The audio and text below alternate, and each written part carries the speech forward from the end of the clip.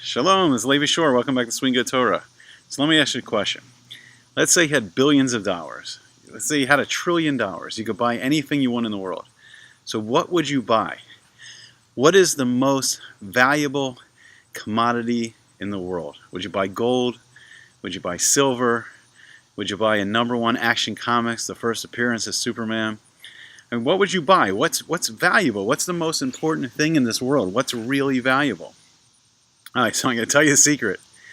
And it's not so expensive. And to acquire it, it just takes time and it takes effort.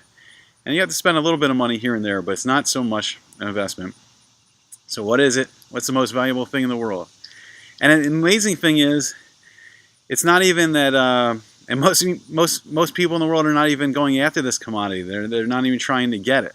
So it's even more valuable because it has a sliding scale of like, if people don't even see its value, it's like you buy that stock when it's way down, or you follow that rock band before anyone knows, how great they are. You get that rare commodity before people know how valuable it is. And it's been around since before the universe was created. I think you all know where I'm going with this.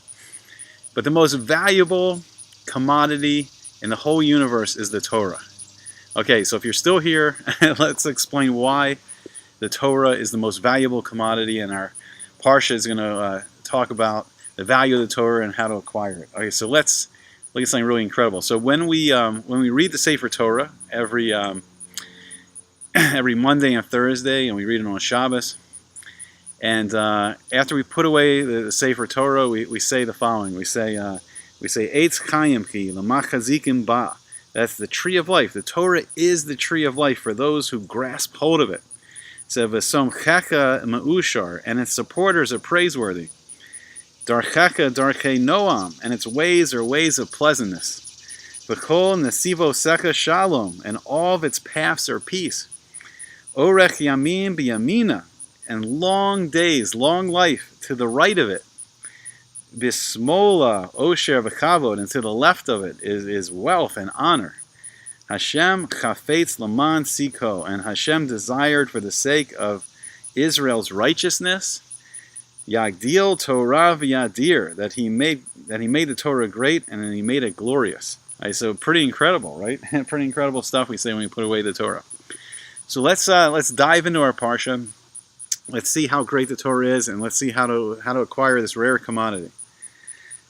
So it says in the Parsha, it says it's in the 6th Aliyah, it's, it's Parak 30, it's the 30th chapter, Parak Lamed, and it's the 6th Aliyah, and it starts on Pasuk Yud Aleph 111, so it's 30:11. It says, Ki ha-mitzvah hazos asher nochi mitzavcha hayom, lo nifles hi mimcha, velo rechoka hi. For this mitzvah that I command you today, it is not hidden from you, and it's not distant. And it goes, the next pasuk says, Lo v'shamayim hi, it is not in the heavens. Lay more. So a person may say, Mi yaleh lanu hashamayma. So who will go up to heaven to get it for us? V'yikachecha lanu, to get it for us. V'yashmi einu osa v'naseh. Who will ascend to the heavens for us and take it for us and let us hear it so that we can perform it. Okay, in the next pasuk it says, Lo me'ever liyam. Hi lemor, mi yavar lanu el ever hayam, v'yikachecha lanu, v'yashmi einu osa. So it is not across the ocean to say, who can cross to the other side of the ocean for us and take it for us and let us hear it. So v'naseh, and then we will do it. Naseh v'nishma. So ki karove lecha, because it is close to us, rather it is close to us. Hadavar ma'od beficha uvi lavavcha leasoso. That is the matter, it's very near to you, and it's in your mouth, and it's in your heart to do it. So, Re'eh nasati lefanecha hayom es hachayim ve'es hatov. That see, look, I have placed today before you life and good. Ve'es hamaves ve'es hara, death and evil. So, asher nochi mitzavcha hayom le'achava es Hashem elokecha. That, hold on, give me a second, sorry. That which I command you today to love Hashem your God. So, laleches b'drachav, to walk in His ways. V'lishmor mitzvosav, and to guard his mitzvahs, v'chukosav, and the mystical mitzvahs, the chukos, umishpatav, and the mishpatim, the mitzvahs that deal with relationship between people. V'hayisa ravisa uveiracha Hashem Elokecha ba'aretz asher atah v'shama l'rishta, and you will live, and you will multiply, and Hashem your God will bless you in the land which is Eretz Yisrael, to which you come to take possession of it. Okay, so it sounds amazing. So in last week's Parsha, in Parsha Kitavo, and in Parsha, I think it's Bechukosai, Hashem lays out the brachas and the klalas, the blessings and the curses, that if you follow the Torah, all these amazing blessings will happen to you, and if you don't follow the Torah, chas v'shalom, all these curses are going to come upon you. So so it's crazy. So what are we doing? So first thing, let's talk about the value of the Torah and the mitzvahs.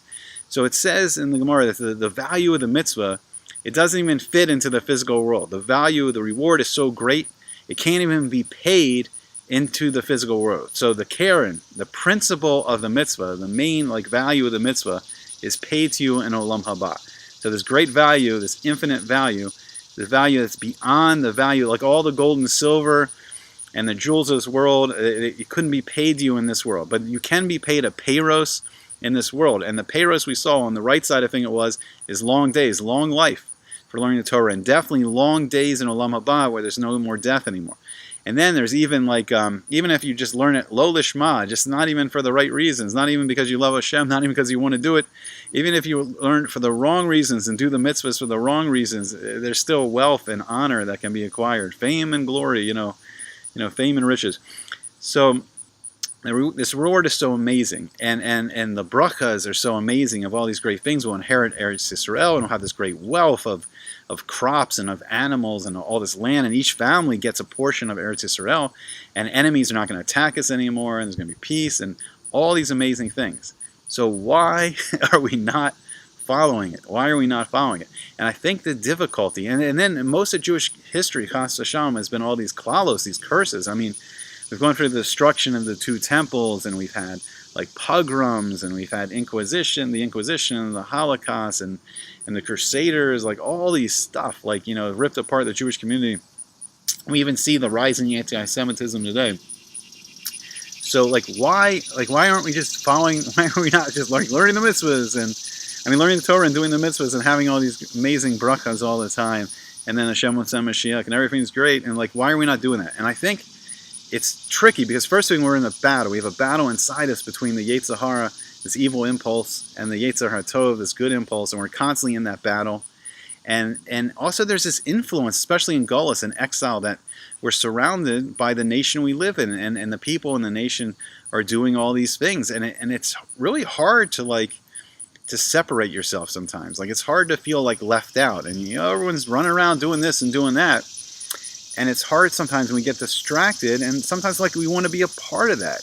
And I've read, I've heard a lot of shirim on this from Rebbeim, and I've read a lot that some of the reason for the anti-Semitism is Hashem wants us to be separate. It says in Eicha, Megillah Eicha, that we're a nation, we're an Am Badad, we're a nation alone. It's also been described as we are the sheep between the 70 wolves, the 70 core nations descended from Noah, and that we are the sheep surrounded by 70 wolves. But sometimes we want to be apart. Sometimes the wolves, they seem to be doing something fun. They seem to be doing something fun, and we don't see the value of the Torah. And that's what, in this month of Elul, that's what we have to break away from. And what this Parsha is telling us is Torah lo b'shamayim hi. It's not in Shemayim anymore. It was given to Moshe Rabbeinu to bring down to us. We have it all here. And we have the written Torah, the Torah Shebiksav, and we have the Torah Shebal Peh, and all these amazing Sefarim that explain it all. We have the Midrashim, and the Mishnayos, and the Gemara, and even the Kabbalah, and all this amazing wisdom and knowledge is at our fingertips. And it's only for us not to get so distracted with everything that's going on around us and what everyone else is doing, and be that Am Kodesh, that holy nation, and be holy ourselves.